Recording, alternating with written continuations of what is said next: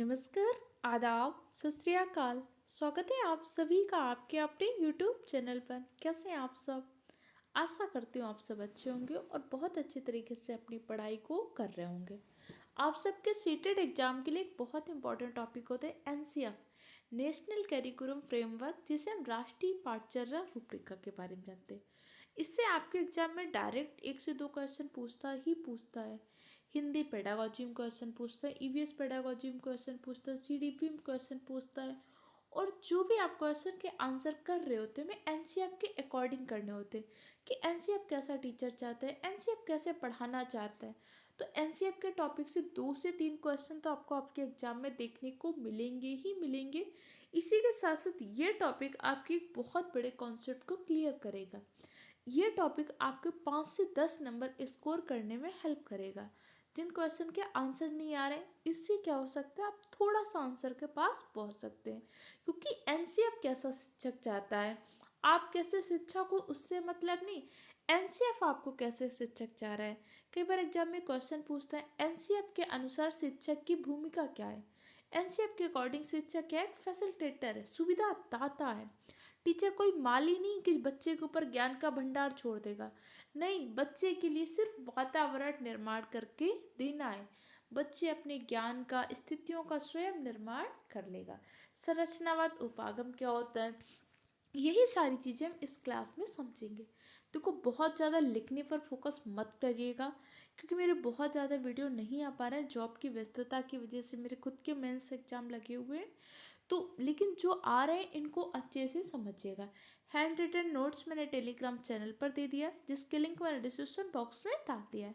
बस आप इन सारे टॉपिक को अच्छे से समझने की कोशिश करिएगा। आपको पता है, हमेशा मैं कहती हूँ नोट्स बनाइए, लेकिन आज मैं कह रही हूँ ज़्यादा नोट्स पर फोकस मत करिए। पहले ये सारी चीज़ें समझ लीजिए। CDP और पेडागोजी कभी भी रटी नहीं जा सकती, इसको आपको समझना ही होगा। जब आपके पास कॉन्सेप्ट क्लियर हो जाएंगे तो आप आसानी से एग्ज़ाम को क्वालिफाई कर लेंगे। अगर सीटेट जैसे एग्ज़ाम के लिए आप रटने पर फोकस किया तो कभी क्वालिफाई नहीं होगा। अगर आपने समझ लिया तो मात्र 1 महीने में आप सीटेट के एग्ज़ाम बहुत अच्छे तरीके से क्वालिफाई कर पाएंगे। चलिए स्टार्ट करते हैं अपनी क्लास को। राष्ट्रीय पाठचर्या रूपरेखा, ये सबसे पहले 2005 में बनाई गई थी और 2005 में बहुत अमूलचूल परिवर्तन हुए थे। इसीलिए इसे हम बोल देते हैं NCF 2005, राष्ट्रीय पाठचर्या रूपरेखा, नेशनल कैरिकुलम फ्रेमवर्क 2005। अभी 2021 में इसमें संशोधन भी हुआ था, लेकिन आपको 2005 वाला बिल्कुल तैयार। जैसे आपको पता है कि 2020 में हमारी राष्ट्रीय शिक्षा नीति आई थी, जिसे हम NEP 2020 के नाम से जानते हैं। राष्ट्रीय शिक्षा नीति का मसौदा किसने तैयार किया था?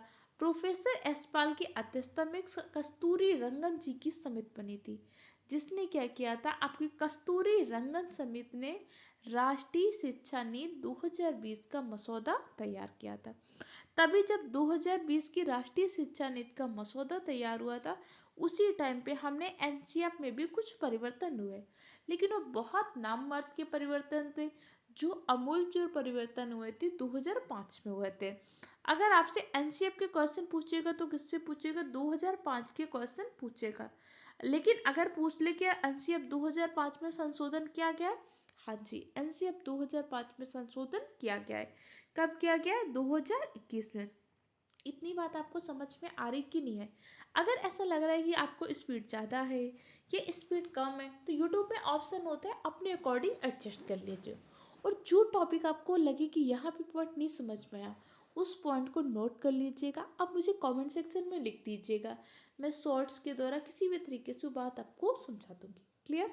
तो सबसे पहले समझते हैं राष्ट्रीय पाठचर्या रूपरेखा।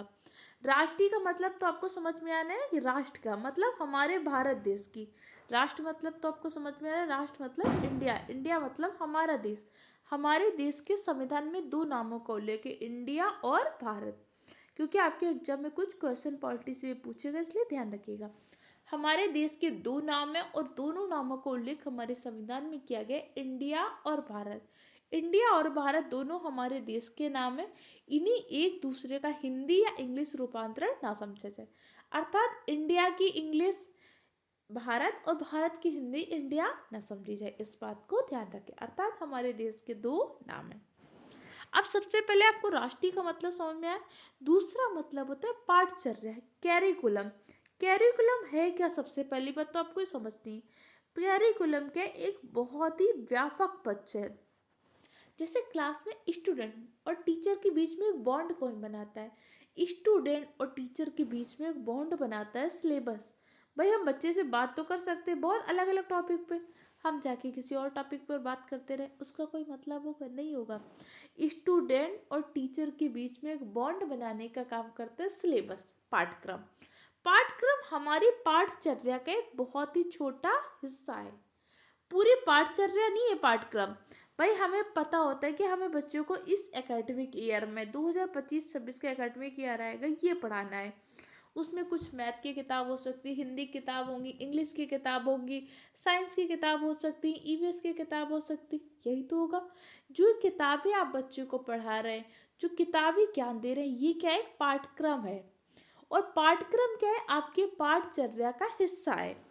पाठ्यक्रम और पाठचर्या आपको समझ में आया? पाठचर्या क्या होता है? व्यापक पद है कि भाई हमें सिर्फ बच्चे का सिलेबस नहीं कंप्लीट करवा देना, बच्चे की बुक्स नहीं कंप्लीट करवा देनी, बच्चे की वर्कशीट नहीं कंप्लीट करवा देनी, हमें बच्चे को ओवरऑल बहुत सारा ज्ञान देना है, हमें बच्चे का मानसिक विकास भी करना है, हमें बच्चे को मोरल वैल्यू भी सिखाने हैं। इसीलिए तो आजकल हम बच्चों को मोरल स्टोरी भी सिखा रहे हैं।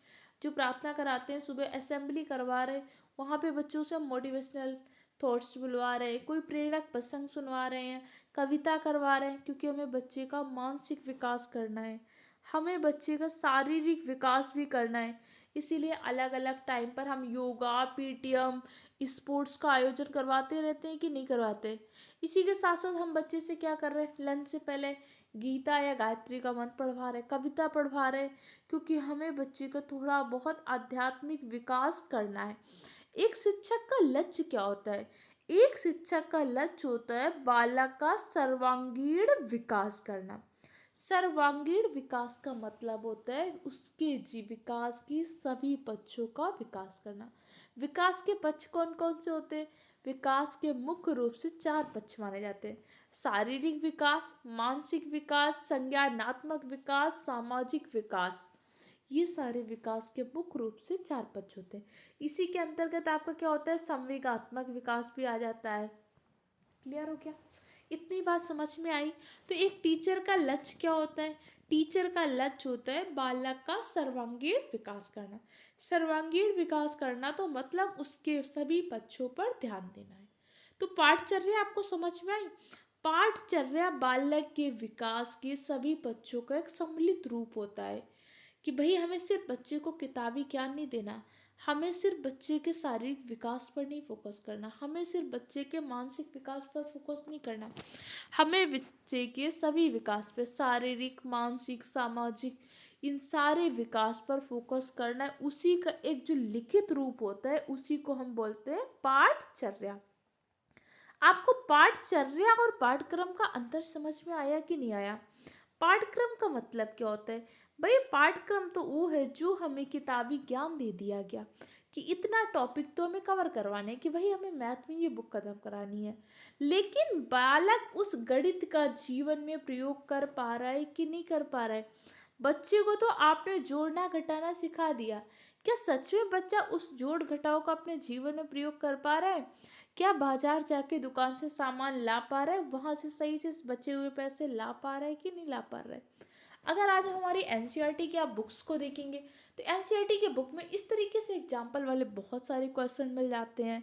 तो बालक ने स्कूल की बाउंड्री के अंदर जो ज्ञान सीखा, इस ज्ञान का क्या स्कूल के बाहर समाज में प्रयोग कर पा रहा है कि नहीं कर पा रहा है?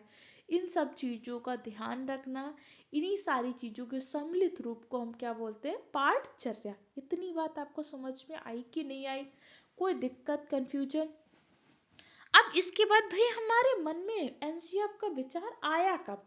सबसे पहले रविन्द्रनाथ टैगोर, गुरुदेव, जिन्हें हम गुरुदेव के नाम से भी जानते हैं, रविन्द्रनाथ टैगोर ने एक निबंध लिखा था, सभ्यता और प्रकृति। सभ्यता और प्रगति में इन्होंने लिखा था कि भाई टीचर कैसा होना चाहिए। पहले तो हमारे यहाँ पे गुरुकुल की परंपरा चलती थी। बच्चे जाते थे अपने गुरु के पास, रहते थे, खाते थे, पीते थे, पढ़ते थे, सीखते थे। वहाँ भी तो सारा विकास हो रहा था। उनको उस टाइम पे धनुष विद्या वगैरह सिखा रहे थे और सारी चीज़ें। लेकिन सभी बच्चों पर धीरे धीरे क्या हुआ, मॉडर्नाइजेशन हुआ, स्कूल वगैरह खुले।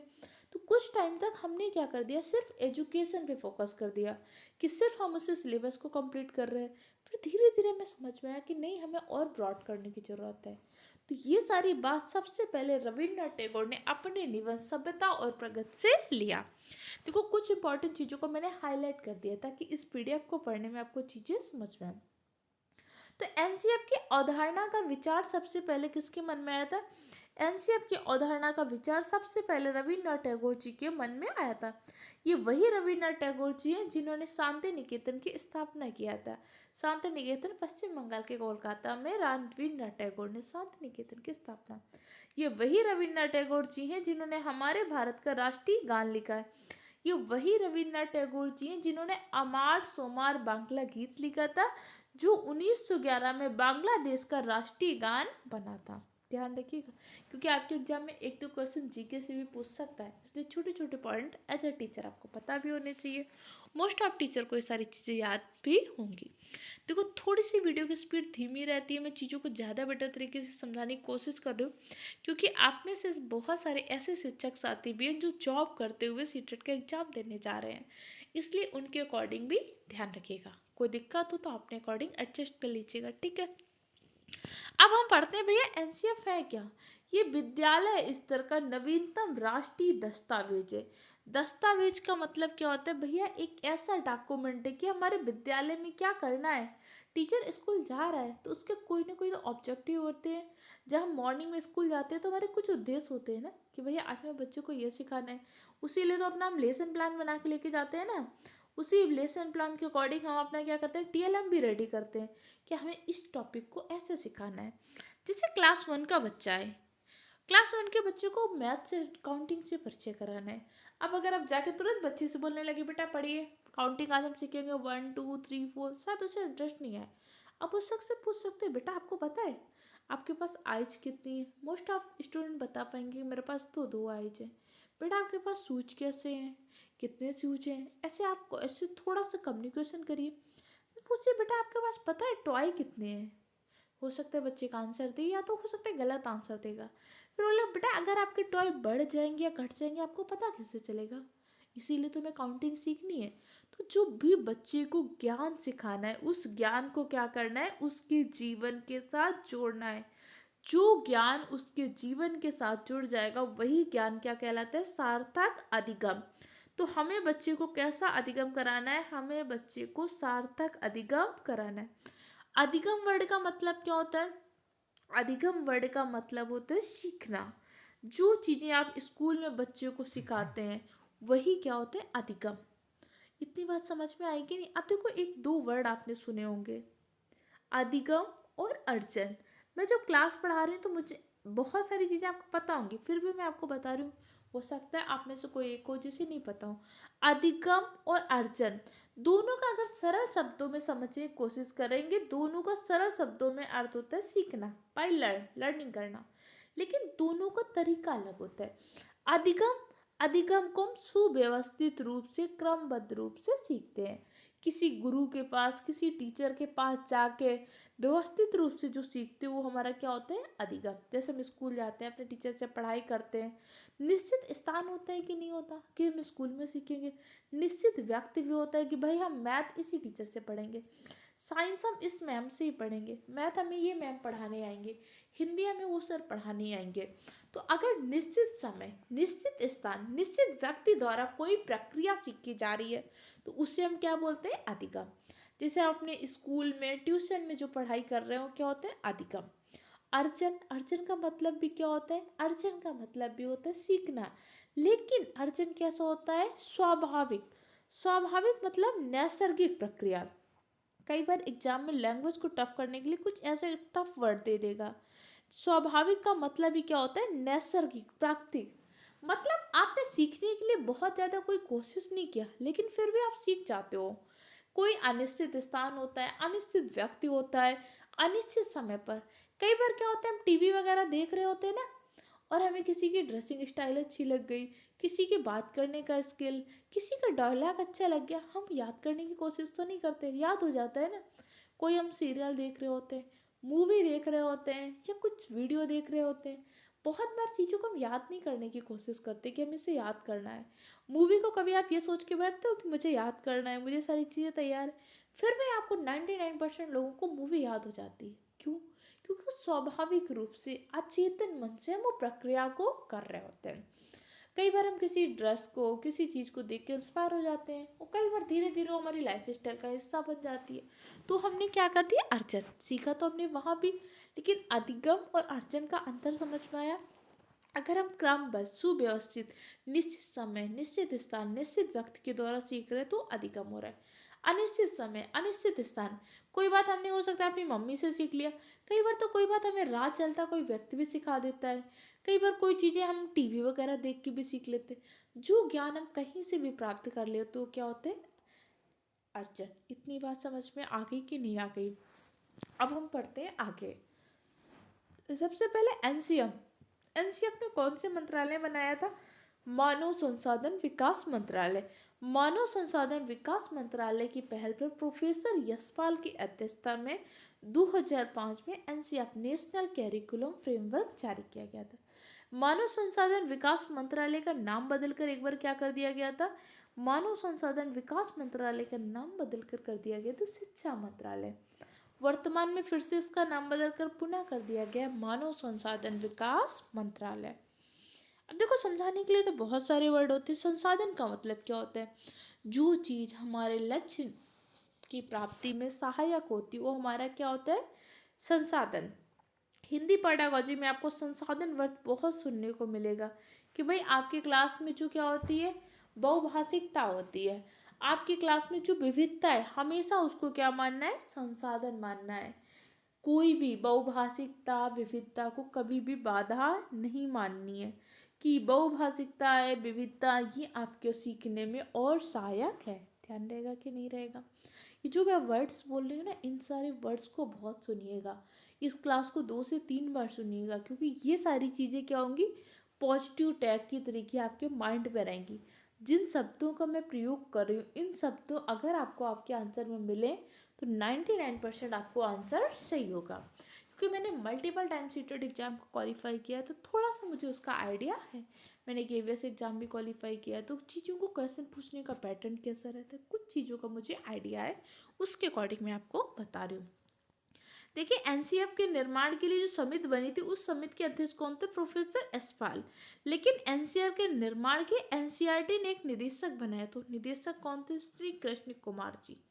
एनसीएफ को बाद में क्या हुआ था, जब निर्माण हो गया था, तो एनसीएफ को हमने संविधान की 8वीं अनुसूची में वर्णित सभी भाषाओं में उल्लेख किया था, अनुवाद किया था। अब आपको समझ में आया भैया संविधान की 8वीं अनुसूची क्या है?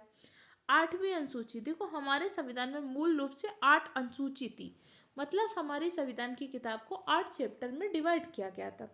बाद में हमने अलग अलग कुछ नए चैप्टर भी जोड़े। तो वर्तमान में हमारे संविधान में कितनी अनुसूची? 12 अनुसूची। लेकिन पहले कितनी थी? 8 अनुसूची। हर अनुसूची में कोई ना कोई विषय लिखा हुआ है। जैसे पहली अनुसूची में लिखा हुआ है संघ और राज्य, दूसरी अनुसूची में लिखा हुआ है नागरिकता, मूल अधिकार, ऐसे अलग अलग अनुसूची में अलग अलग विषय लिखे हुए हैं। ऐसे हमारे संविधान के 8वीं अनुसूची में भाषाओं का उल्लेख किया गया है। जब हमारा संविधान बना था तो मूल संविधान में 8वीं अनुसूची में 14 भाषाएं थी, लेकिन वर्तमान में 8वीं अनुसूची में कितनी भाषाएं हैं? 22 भाषाएं। बस आपको इतना याद रखना है कि संविधान की 8वीं अनुसूची में किसका वर्णन किया गया? भाषा का वर्णन किया गया। जब संविधान बनकर तैयार हुआ था तो कितनी अनुसूची थी? 8। अब वर्तमान में कितनी? 12। 8वीं अनुसूची में भी कितनी भाषाएं थी उस टाइम पे? 14, लेकिन वर्तमान में कितनी है? 22। तो जब 2005 में एनसीएफ बन गया था तो इसको पूरी 22 भाषाओं में इसका अनुवाद किया गया था। जैसे उड़िया में किया गया था, डोगरी में किया गया था, बोडो में किया गया था, मैथिली में किया गया था, मणिपुरी में किया गया था, कोंकणी में किया गया था, सिंधी में किया गया था, हिंदी तो हमारी भाषा है। ऐसे कुल 22 भाषाएं जिसका संविधान में उल्लेख है, उसमें एनसीईआरटी को क्या किया गया था, अनुवाद किया गया था। इसी में हमने जोर दिया था कि भाई प्राथमिक स्तर पर बच्चों को क्या करना है, मातृभाषा में पढ़ाना है। किस में पढ़ाना है, मातृभाषा में शिक्षा देनी, मदर टंग में। इसी टाइम पे हमने क्या किया था, त्रिभाषा का सूत्र भी लागू किया था, जिसे हम आगे समझेंगे। एनसीईआरटी का मुख्यालय कहाँ पर है, एनसीईआरटी का मुख्यालय है नई दिल्ली में। इतनी बात तो आपको समझ में आ गई। अब देखो एनसीईआरटी के 2005 के कुछ मार्गदर्शी सिद्धांत है। देखो अभी हम कुछ सिद्धांत को पढ़ लेंगे, और ये जो मैं सिद्धांत पढ़ा रही हूँ इसको सिर्फ सीडीपी नहीं, किसी भी सब्जेक्ट की पेडागोजी सॉल्व करिएगा, हिंदी की, पर्यावरण की, गणित की, एसएसटी की, ये एनसीईआरटी 2005 के मार्गदर्शी सिद्धांत को बिल्कुल दिमाग में रखिएगा। अगर आप सीटेट के सिलेबस को सॉल्व कर रहे हैं, सीटेट के टॉपिक को, पेपर को, तो एनसीईआरटी के मार्गदर्शी सिद्धांत को बिल्कुल दिमाग में हर हाल में रखना है। जो अगर लगे पॉइंट के नोट्स बनाइएगा जरूर बाद में, ठीक है। इसको पढ़ते हैं, इसको हम 2 पार्ट में पढ़ेंगे, पर अच्छे से समझिएगा। एनसीईआरटी 2005 के मार्गदर्शी सिद्धांत, सबसे पहले पढ़ाई को रटन प्रणाली से मुक्त करना है। बच्चे को हमें कुछ भी रटाने की कोशिश नहीं करनी है।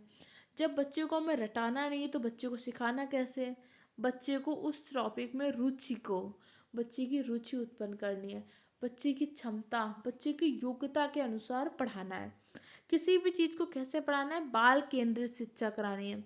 बाल केंद्रित शिक्षा का मतलब ये नहीं कि बच्चा कह रहा है मुझे तो पढ़ना ही नहीं, मुझे तो खेलना है, तो कह दो जाइए खेलिए जाके। बच्चा कह रहा है मुझे तो घूमना है, नहीं, बच्चे की उस टॉपिक के प्रति हमें रुचि उत्पन्न करानी है कि उस टॉपिक को हम बहुत इंटरेस्टिंग तरीके से बच्चे को कैसे पढ़ा सकते हैं। बच्चे को कुछ भी रटाना नहीं है। तो जिस क्वेश्चन में मिल जाए कि हमें बच्चे को रटाना है, तुरंत उसमें क्या कर दीजिएगा, गलत का निशान लगा दीजिएगा। हमें बच्चे को रटाना नहीं है। अब जब बच्चे को रटाना नहीं तो हम पढ़ाएंगे कैसे भैया बच्चे को। सबसे पहले हमें बच्चे की क्या करनी, उस विषय के प्रति रुचि उत्पन्न करनी है। गणित पढ़ा रहे हो तो गणित के प्रति रुचि उत्पन्न करो, पर्यावरण पढ़ा रहे हो तो कैसे। अब भैया बच्चे को रुचि उत्पन्न कैसे होगी, बच्चे को कुछ करके सीखने का मौका दो, बच्चे को कुछ एक्टिविटी करा दीजिए, बच्चों के साथ कुछ गतिविधि करा दीजिए। बच्चों के लिए क्या करो, अच्छे अच्छे टीएलएम का प्रयोग कर दो, अपने शिक्षण को प्रभावी करो। ऐसी चीज़ें करनी है कि जो बच्चों को अच्छी लगे और बच्चे इंटरेस्ट के साथ सीख जाएं। ये छोटे छोटे वर्ड को ध्यान रखिएगा। इसी के साथ साथ दूसरा हमें क्या करना है, ज्ञान को स्कूल के बाह्य जीवन से जोड़ना। ज्ञान को स्कूल के बाह्य जीवन से जोड़ने का मतलब क्या है, मैंने आपको बताया कि बच्चों को आपने तो बढ़िया बढ़िया सिखा दिया, कैरी लेके मैथ के सवाल सॉल्व करना, कैरी लेके डिवाइड करना, लेकिन हमने बच्चे को दुकान में कह दिया कि भैया 20 रुपये लेके जाओ, 12 रुपये का पेन ले लो, 3 रुपये का टॉफ़ी ले लेना, बचे हुए पैसे ले आना। बच्चा समझ ही नहीं पा रहा है, 12 का पेन लिया, 3 की टॉफ़ी लिया, बचे पैसे क्या बचे। तो जो बच्चे ने सीखा है क्या उसका जीवन में प्रयोग कर पा रहा है कि नहीं। क्योंकि बच्चे का एक उद्देश्य का, एक अच्छा नागरिक बनना। नागरिक बनेगा कहाँ, समाज में बनेगा, और अपने ज्ञान का प्रयोग कहाँ करेगा, समाज में करेगा। तो बच्चे को ऐसा ज्ञान सिखाना है कि स्कूल के बाह्य जीवन से। जब बच्चे को कभी भी जोर समझाओ, तुरंत बच्चे को समझाओ बेटा आज चलो दुकान वाला खेल खेलते हैं, आप सामान लेने आना, आप बेचने आना। बच्चों की एक्टिविटी भी हो जाएगी, उस ज्ञान का रिवीजन भी हो जाएगा, और बहुत अच्छे तरीके से बच्चे सीख भी जाएंगे। समझ में आ गया कि नहीं। इसी के साथ साथ कक्षा को गतिविधियों से जोड़ना, वही बात आ गई कि नहीं आ गई। हमें क्लासरूम में क्या करना नहीं है, डिफरेंट टाइप की एक्टिविटी करानी है। जब हम डिफरेंट टाइप की एक्टिविटी कराएंगे, करके सीखने पर जोर देना है, खोज विधि का प्रयोग करना है, आगमन निगमन विधि का प्रयोग करना है। ये विधियों के नाम है जो आपको एग्जाम में देखने को मिलेंगे। अब जब क्लासरूम में एक्टिविटी करा दोगे तो बच्चों को ऑटोमेटिक इंटरेस्ट आ जाएगा कि नहीं आ जाएगा। बच्चे खुद से सीखेंगे कि नहीं सीखेंगे। जब बच्चे खुद से सीखेंगे तो उनका ज्ञान प्रभावी होगा कि नहीं। और जो सीखना होता है, सीखना को हम पेडागोजी की भाषा में क्या बोलते हैं, अधिगम। तो बच्चों में कैसा अधिगम हो जाएगा, सार्थक अधिगम। मतलब कई बार हम बोलते हैं ना भाई हमारा तो काम सार्थक हो गया। तो ऐसा सिखाना है कि वो बच्चे के जीवन में प्रयोग हो। तो बच्चे को कैसा कराना है, सार्थक अधिगम। सार्थक अधिगम को कई बार एग्जाम में अर्थपूर्ण अधिगम भी कह देता है। तो हमें बच्चे को कैसा कराना है, सार्थक अधिगम कराना है, अर्थपूर्ण अधिगम कराना है। इसी के साथ साथ पाठचर्या को सिर्फ पाठ पुस्तक तक केंद्रित ना रखें। जो टेक्स्ट बुक मिली है सिर्फ उन्हीं को कंप्लीट कराना आपका लक्ष्य नहीं है। टेक्स्ट बुक तो एक साधन है, मेन हमारा लक्ष्य है बच्चे का सर्वांगीण विकास करना। बच्चे को अच्छा नागरिक बनाना, बच्चे का शारीरिक, मानसिक, सामाजिक, भाषाई, संवेगात्मक सभी विकास कराना। पाठचर्या का संवर्धन इस प्रकार करें कि बालक को सर्वांगीण विकास का अवसर उपलब्ध हो। इसी बात में आप कमेंट सेक्शन में मुझे लिख दीजिएगा विकास के सभी बच्चों के नाम।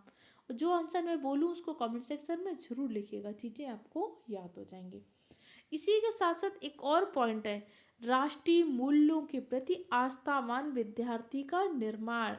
हमें ऐसा बच्चा बनाना है जो अपने देश का सम्मान करे, देश के मूल्यों का सम्मान करे। इसीलिए जब भी अपने किताब खोलते हैं सबसे पहले मूल कर्तव्य लिखे होते हैं ना, ये सारे मूल कर्तव्य हमें बच्चे को कंठस्थ करा देने हैं, उसके दिमाग में छपा देने हैं। अगली बात है, बाल केंद्रित शिक्षा व्यवस्था का ध्यान रखें। मतलब जो भी बाल केंद्रित का मतलब ये है कि जो भी आप एक्टिविटी कराएंगे, जो भी टीएलएम का प्रयोग करेंगे, जो भी गतिविधि का कराएंगे, उस सब में केंद्र बिंदु किसको रखेंगे, सेंटर पॉइंट में रखेंगे बच्चा।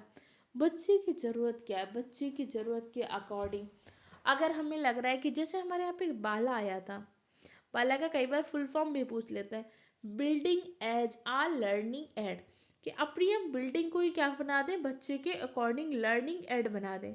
तो आपने देखा होगा जो वॉल होती है, वॉल में हम क्या कर देते हैं, बहुत सारी चीज़ें बच्चों के लिए प्रिंट करा देते हैं, रिच प्रिंट करा देते हैं, ब्लू प्रिंट करा देते हैं। मतलब कहीं हम बच्चों के अकॉर्डिंग काउंटिंग लिखवा देते हैं, कहीं पे हम पहाड़ा लिखवा देते हैं, ताकि बच्चे बार बार देखते रहते हैं तो सीखते हैं। मतलब बाल केंद्रित शिक्षा। भाई हमें देखा कि बच्चों को हम पेंट करवा रहे हैं दीवार में, तो क्यों ना हम क्या करें, वर्णमाला ही प्रिंट करवा दें, हम बच्चों के लिए एनिमल्स नेम प्रिंट करवा दें। तो मतलब जो भी चीज़, जो भी शिक्षा व्यवस्था करेंगे बालक को ध्यान में रखकर करेंगे। बाला का फुल फॉर्म याद रहेगा कि नहीं, ये बाला आपका शैतान का साला नहीं है जो आप सॉन्ग सुन रहे हो। Building as a learning aid, इतनी बात समझ में आई। इसी के साथ साथ परीक्षा व्यवस्था को क्या करना है, हमें लचीला बनाना है। लचीला का मतलब क्या होता है कि भाई बच्चा डर नहीं जाए परीक्षा व्यवस्था के नाम